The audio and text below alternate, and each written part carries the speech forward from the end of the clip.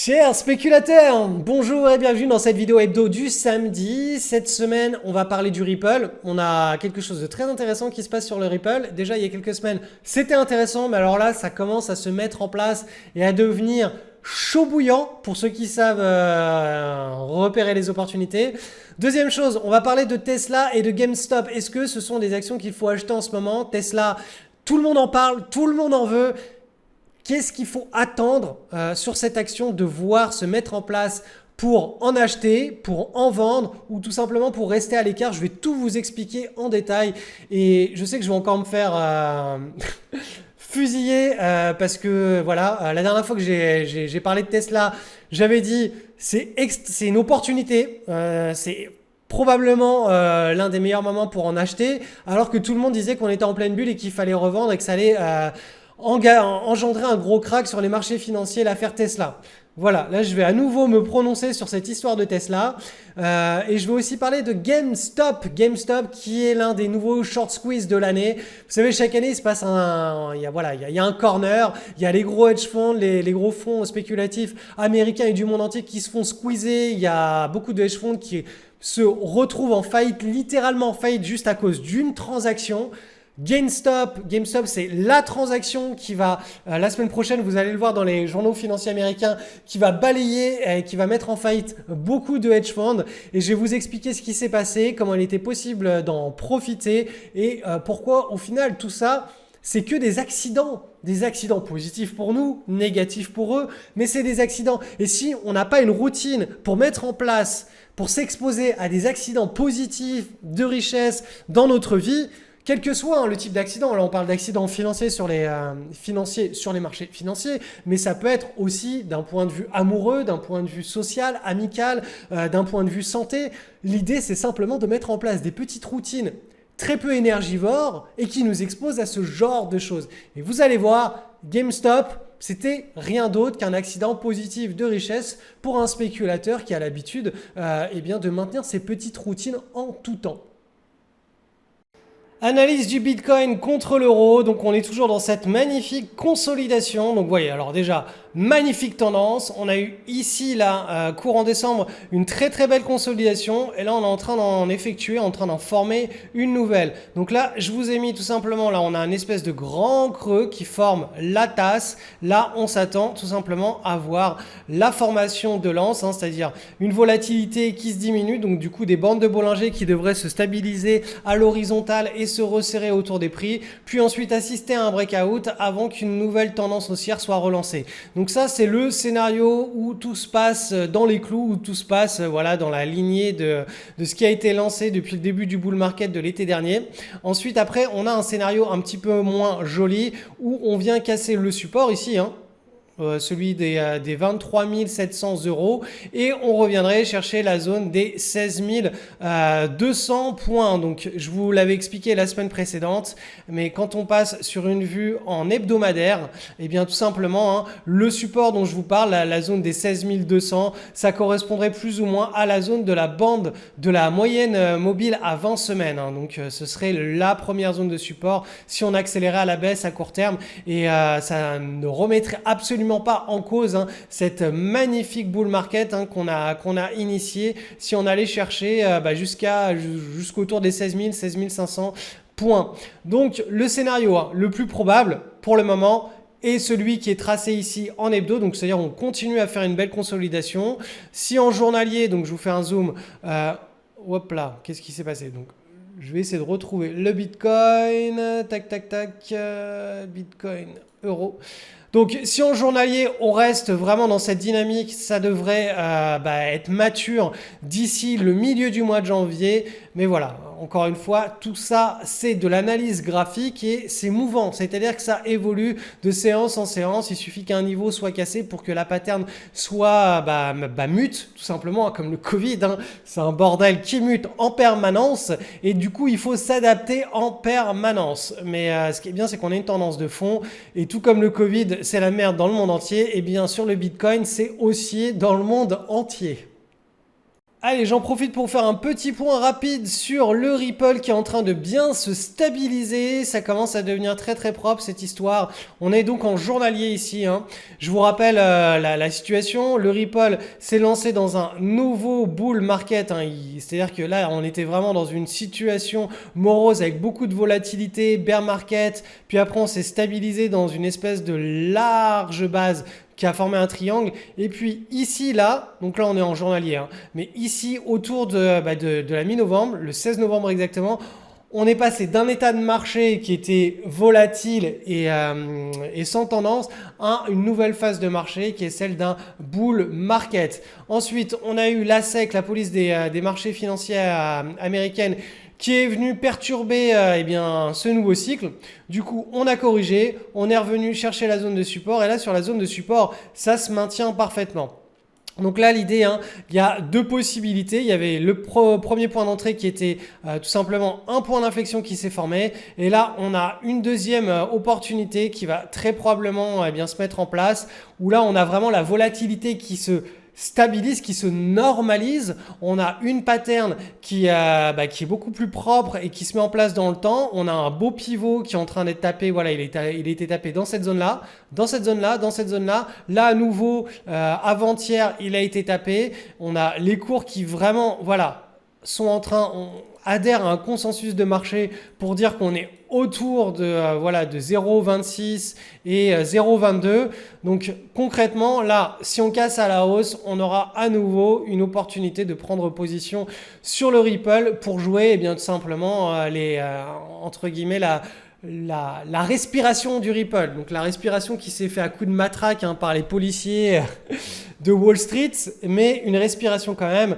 En général, quand on a des grosses bad news comme ça qui buzzent et qui en l'espace de quelques séances anéantissent à très court terme un actif qui a quand même le vent en poupe et qui part dans un nouveau cycle haussier, c'est plus davantage perçu comme une opportunité à saisir que comme la fin de cet actif, hein. Concrètement, toutes les grandes actions américaines vivent ce genre d'événement. Avec répétition et répétition comme ça, tous les 3-4 ans, il se passe quelque chose d'assez violent pour elle. Et puis boum, ça release, ça repart, hein. Rappelez-vous de ce qui s'est passé pendant la crise de Facebook, quand il y a eu la crise des informations, la crise, comment on appelle ça? Bref, le fait de garder ou pas les informations des utilisateurs. Donc voilà, c'est tout pour le Ripple. Pour ceux qui veulent jouer ça en fond de portefeuille, je vous invite à vous reporter à la vidéo que j'avais fait sur le Ripple sur ma chaîne YouTube. Pour ceux qui veulent faire de la spéculation sur le Ripple, je vous invite aussi à aller voir cette vidéo. Je vous avais expliqué ça beaucoup plus en détail. Je ne vais pas me répéter pour gagner un petit peu de temps sur cette vidéo. Avant de passer à la suite de cette vidéo, et il y a vraiment du lourd dans cette vidéo, deux choses. Première chose, les inscriptions au Fast Track, donc la version accélérée de mon école en ligne, ça se termine dans quelques jours, donc vraiment profitez-en, le lien est en description. On va faire les trades ensemble, on va suivre les marchés ensemble. On est sur un marché des cryptos qui est exceptionnel. On est sur un marché des small caps qui se réveille et qui est exceptionnel. Le potentiel sur le marché des small caps en 2021 est juste incroyable. Ça fait 2 ans qu'on n'est pas rentré dans ce type de configuration. Donc, s'il y a un moment pendant lequel vous voulez être accompagné dans une communauté pour apprendre à spéculer, croyez-moi, c'est maintenant, c'est en ce moment et ça ferme dans quelques jours. Donc vraiment, allez voir ce qui se passe en description. Deuxième chose, la semaine prochaine, donc entre lundi et dimanche qui vient, je vous fais une semaine à thématique dans les emails privés où une fois par jour, il va y avoir l'analyse d'un trade d'un élève, l'analyse d'un track record d'un élève avec des cas pratiques, ce qui a été bien fait, ce qui a été mal fait, mon interprétation des choses. Ça va vous apprendre énormément de choses sur la spéculation active. Donc si vous n'êtes pas encore dans ma liste email et que vous ne recevez pas encore mes emails privés, allez en description, cliquez sur le lien, inscrivez-vous, confirmez votre inscription et vous allez vivre une semaine très très intéressante. C'est du contenu exclusif qui n'est pas délivré autre part que dans mes emails privés. Donc, c'est parti, on continue la vidéo. Allez, petit point sur Tesla. Rappelez-vous Tesla, ici on avait une très belle opportunité en hebdomadaire. Donc ça c'est une pattern, je vous la montre en daily, mais c'est vraiment une très très belle pattern en hebdomadaire avec une prise de position ici. Ensuite on avait à nouveau une très très belle pattern ici, mais qui était en daily, donc très très longue dans le temps. C'est du cas d'école, ça c'est vraiment ce que j'appelle de la Miss Monde. C'était juste quelque chose à ne pas louper. On en avait parlé en direct sur cette chaîne YouTube. Je me rappelle qu'à l'époque, c'était un petit peu le moment où tout le monde sur Internet disait que Tesla allait s'effondrer, que ça allait engendrer le crack, enfin voilà, le crack des marchés financiers, etc., etc. Et moi, je vous expliquais à ce moment-là que si on analyse juste le comportement des foules, de la psychologie des foules, on est très très loin d'une situation de crack. Au contraire, on avait de manière parfaite, consolidée, on avait créé un consensus et là ça repartait à nous avec des volumes sur un breakout. Donc là on était en train de relancer une nouvelle tendance sur un actif qui a pas non plus, c'est pas, je veux dire, c'est pas le SP500 hein, ou c'est une toute petite action sur laquelle le monde entier concentre son intérêt. Donc du coup dès que ça part un petit peu, dès qu'il y a une petite étincelle, dès qu'il y a un tweet, dès qu'il y a quelque chose, vu la taille de cette action et le nombre d'investisseurs dans le monde entier qui s'y intéressent, il suffit juste qu'il y ait, voilà, il y ait un faible pourcentage de ce nombre d'investisseurs qui se motivent, qui se chauffent à acheter cette action pour que ça parte très vite, très fort à la hausse. Donc en termes de psychologie des foules, on a vraiment un actif qui est idéal pour faire de la spéculation, hein. Un actif qui est exposé aux yeux du monde entier, sur lequel il y a des news qui sont chaudes, où tout le monde en veut mais tout le monde hésite. On a un puissant momentum, on a un puissant trend haussier qui crée de l'irrationalité et un optimisme qui est exacerbé. Et du coup, dès qu'il y a, une petite étincelle, ça enflamme les troupes et puis ça génère des tendances. Donc tout simplement, là, ça, c'était pas du tout une opportunité de crack, mais au contraire, une opportunité de prendre position. Et là, actuellement, on est toujours dans la tendance. Donc, dans cette petite tendance, on a une première consolidation. Là, on est en train d'en effectuer une deuxième. Alors, je vais carrément vous les tracer. Hop. Donc, voilà. Ça, c'était les deux consolidations de la tendance de Tesla. On a le potentiel. Alors, je vais passer même le graphe, je vais le repasser parce que là, on est sur une échelle logarithmique. Et je vais le passer en échelle linéaire. Et vous allez voir qu'on a très bien monté, hein. On a vraiment très très bien monté. À court terme, le potentiel de hausse sur l'action, il est à mon sens, voilà, on a déjà un beau potentiel de hausse qui est derrière nous. Alors, si vous vous posez la question de prendre position sur Tesla actuellement, c'est une très mauvaise question. Les prises de position se font quand les cours ont corrigé. Donc, on a une correction, boum. Ensuite, on a une stabilisation. La stabilisation nous montre que ça y est, les vendeurs qui avaient paniqué pendant la première correction ont terminé leur panique, qu'il y a une nouvelle norme sur le consensus des prix et on attend tout simplement que les gros acheteurs fassent repartir l'action pour que nous aussi, on soit engagés dans la tendance. Donc là, typiquement, c'est exactement le même genre de phénomène que l'on va attendre. Donc là, typiquement, la correction, elle risque de nous faire quelque chose de comme ça, tac, tac, tac, tac. Et là, si ça recasse par le haut, il y aura à nouveau une opportunité de prendre position. Mais là, actuellement, c'est à mon sens pas du tout un endroit stratégique pour prendre position sur Tesla. Au contraire, là, c'est plus pour ceux qui ont pris position autour des tops, là, autour de la zone des 850-900. C'est vraiment une zone intéressante pour commencer à prendre pas mal de ses profits. Allez, analyse du SP500, je vous fais un petit zoom cette semaine parce qu'il y a de la volatilité qui est en train de revenir timidement sur le SP500. Donc on passe sur une unité de temps en journalier plutôt qu'en hebdomadaire de manière à y voir un petit peu plus clair. Donc déjà, on retrace un petit peu la situation. Crise du corona, double bottom, boum, on valide ici le 6 avril qu'on a un retournement de tendance et puis là effectivement on a un très beau canal de hausse qui se met en place avec une volatilité qui se calme. Là cette semaine on est passé du haut de la bande de Bollinger en journalier vers le bas. Donc là d'un point de vue statistique, a priori on devrait assister à quelque chose comme ceci, voilà, à un espèce de rebond. Cependant quand on regarde techniquement, on voit qu'on a un support qui est sur cette zone là. Donc il est très très très fort probable que si on repasse pas très rapidement sur des plus hauts, on vienne commencer à faire un range, à faire une nouvelle consolidation tout simplement dans le SP500. Alors, je vous ai mis le scénario. Là, a priori, on est parti pour une consolidation. Hein. Donc la consolidation, le potentiel baissier est extrêmement faible. Hein. C'est de l'ordre de 2%. C'est juste c'est du bruit de marché. C'est rien d'inhabituel. Cependant, voilà, cette consolidation, elle va se mettre en place et ensuite on aura une issue à cette consolidation. Et cette issue, elle sera soit une cassure à la baisse, donc je vous l'ai mis ici, hein, c'est-à-dire comme ceci, soit une cassure à la hausse et on continue tout simplement dans le trend, dans le canal haussier. Donc l'avenir nous le dira, mais en tout cas, si on casse par le bas, on aura un potentiel de baisse de l'ordre de -10, -12%, quelque chose qui est encore une fois tout à fait naturel et sain dans les bull markets.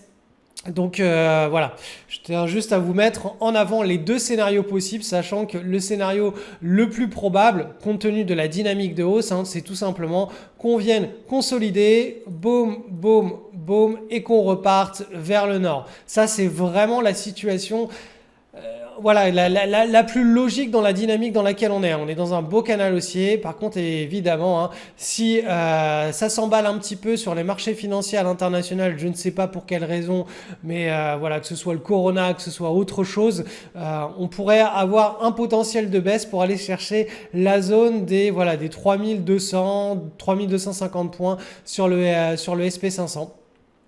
Donc affaire à suivre. En tout cas, pour le moment, on reste toujours très haussier sur l'indice américain. Notamment, je vais vous afficher le Nasdaq. Vous voyez que le Nasdaq, lui, il a quasiment pas bronché cette semaine. Hein. On est sur la moyenne mobile à 20 jours. On n'a même pas été chercher la bande de Bollinger inférieure.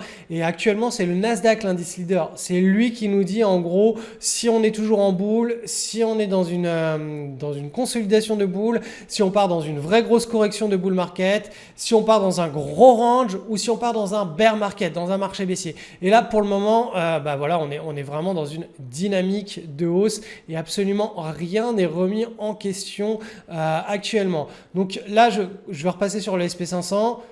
Voilà, je m'aventure un petit peu dans tous ces schémas-là. Là. Mais le premier, celui qui est à la hausse, hein, celui-ci est à mon sens bien le plus probable. Allez, je vous parle un petit peu de GameStop cette semaine. Alors, je ne vais pas vous expliquer en détail ce qui s'est passé. Vous allez trouver plein de vidéos YouTube qui vous expliqueront bien mieux que moi ce qui s'est passé. Mais pour aller dans les grandes lignes, pour faire simple, on a eu un short squeeze. Un short squeeze, c'est quand on a des gros investisseurs, des hedge funds qui essayent de jouer la baisse d'un actif, donc ils sont positionnés à la baisse, ils vendent à découvert, ils shortent un actif, ils veulent que l'actif il s'écroule pour gagner de l'argent. Et que, il se passe exactement l'inverse. Et vous le savez, un actif, quand on joue la baisse, on ne peut pas gagner plus de 90% de son pari, grosso modo, hein, si on ne prend pas de levier. Hein. Alors que si on est positionné à la baisse et l'action monte, là on peut perdre beaucoup plus que notre mise de départ. Parce que si l'action double, triple, quadruple, c'est ce que l'on va devoir au marché. C'est la taille des pertes. Donc il y a une asymétrie négative dans ce genre de pari qui est exacerbée quand on a un short squeeze. Donc le short squeeze, regardez cette belle action. On a une large base. On s'extrait de la large base avec des volumes. Donc là, typiquement, on a ce qu'on appelle une requête de marché. L'idée, c'est d'aller trouver une belle petite pattern pour rentrer en position. Alors, moi, j'ai pas trouvé de belle pattern. Certains ici auraient pris le trade. Moi, j'aurais préféré une pattern un tout petit peu plus longue dans le temps pour prendre le trade. Quoi qu'il en soit, sur cette action, sans même savoir ce qui se passe, sans même savoir qu'on a un short squeeze qui va se mettre en place ou qu'on a, je sais pas moi, peu importe le type d'information, on a vraiment un contexte de trading qui fait partie des 0,01% de contexte de trading les plus intéressants sur les marchés financiers à n'importe quel moment. Ce genre de contexte de trading, vous analysez 1000 actions, vous allez en trouver peut-être une ou deux qui correspondra à ce genre de contexte. C'est pour ça qu'il est très important d'utiliser des screeners pour que chaque soir, on identifie les actions qui correspondent à ce genre de contexte de trading. Donc voilà, on a cette large base, on a la première consolidation qui se met en place dans cette large base. Comme je vous l'ai dit, moi, à mon sens, j'aime bien trader quelque chose, des choses qui sont extrêmement qualitatives. La consolidation n'était pas suffisamment mature. Mais pour tous les traders de requêtes qui font ça de manière quantitative, ça, boum, ils prenaient, ils étaient engagés dans le trade. Ensuite, il y a eu ce qu'on appelle le short squeeze. Donc tout simplement, on a des petits investisseurs qui se sont mis à acheter l'action et les très gros investisseurs qui se sont mis à couvrir leur position. C'est-à-dire que l'investisseur, le hedge fund, qui a shorté l'action ici, autour de 5,40, ou on va dire qu'il l'a shorté ici, autour de 8. Quand il se rend compte que l'action, elle cote autour de, on va dire autour de 24, il est déjà en train de perdre 3 fois ce qu'il a investi. Vous voyez, cette asymétrie négative, elle est énorme. Quand vous investissez, au pire, quand vous investissez 1, vous êtes prêt à perdre 1. Vous n'êtes pas prêt à perdre 3. Si vous investissez 1000 euros, c'est pas pour aller perdre plus de 1000 euros. Là, c'est le cas. Là, ils avaient investi 1000 euros, ils étaient déjà en train de perdre 3000 euros. Donc, ils sont tous mis à couvrir leur position, c'est-à-dire à sortir de position avec des pertes de 3 fois ce qu'ils avaient initié. Sauf que comme ils étaient très nombreux, ils étaient massifs, eh bien ils se sont tous mis à racheter leur position comme des dingues et on a eu cette énorme short squeeze qui a fait faire à l'action un plus de, alors je sais plus c'est combien, on va le voir, hein. On est monté à 450 et on va dire ceux qui avaient pris des positions là. Hop, voilà, en gros, plus 5 000, plus 6 000% à l'action en l'espace de quelques semaines, quelques jours. Et ça, il s'est passé exactement la même chose sur l'action Volkswagen. Je crois que c'était pendant l'année 2008. C'était l'une des rares actions qui était encore haussière alors que le marché était globalement en train de tourner à la baisse. Donc, il y avait très peu d'opportunités à ce moment-là. Et moi, je me rappelle que c'était l'une des rares opportunités sur lesquelles j'étais positionné. Je ne savais pas du tout ce qui se passait à cette époque-là. On avait simplement une très belle pattern, chose qui n'était pas le cas ici, hein. On avait sur Volkswagen à l'époque, on avait une très belle pattern pour prendre position. Du coup, j'avais pris le trade et on était parti dans un short squeeze comme ça. Donc, quelque chose qui était monté directement en ligne droite dans l'espace parce que tous les gros fonds spéculatifs avaient racheté dans précipitation leur position. Certains avaient fait faillite et là, croyez-moi que là, il y en a qui sont dans des situations qui sont extrêmement néfastes. Il y en a, je pense qu'il va y avoir pas mal de une des journaux la semaine prochaine avec toutes les faillites, hein, puisque là, vraiment, c'est sur les 1, 2, 3 dernières séances, 4, 5 dernières séances que toutes les faillites de hedge funds sont en train de se faire. Hein, donc, c'est vraiment en ce moment, hein, c'est quelque chose de très très violent.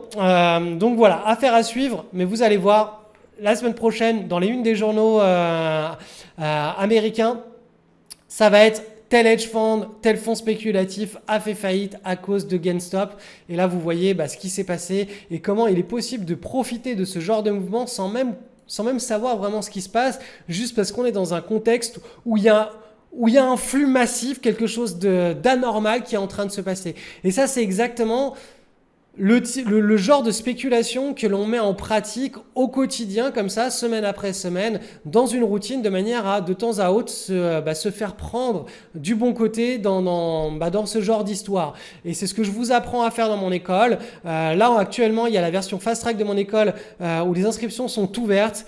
Ça va fermer dimanche, pas demain, mais dimanche dans 7 jours.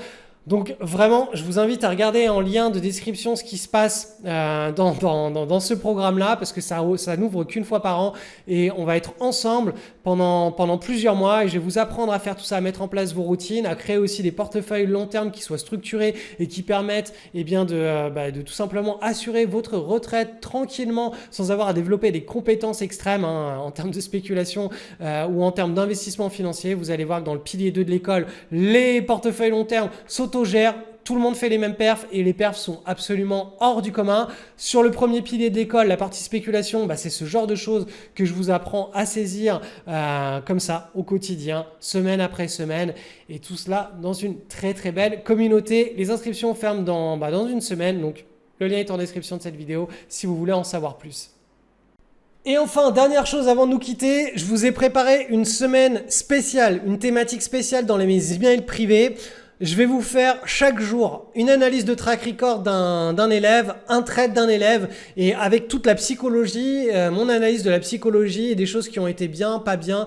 Donc tous ceux qui ont fait l'école, qui font partie de la communauté ou tous ceux qui aimeraient en faire partie, je vous invite vraiment à rejoindre mes emails privés. Le lien pour s'inscrire à mes emails privés quotidiens est en description. Donc entre lundi de la semaine qui vient et dimanche de la semaine qui vient, tous les jours, il va y avoir du contenu privé qui va vraiment être exclusif et qui va vous apprendre beaucoup de choses avec des cas pratiques qui se sont passés en réel dans l'école avec les élèves de la communauté. Donc ne loupez pas cette semaine, c'est probablement l'une des meilleures de l'année pour tous ceux qui font de la spéculation active parce qu'on va vraiment aller sur des choses intéressantes. Vous verrez ça.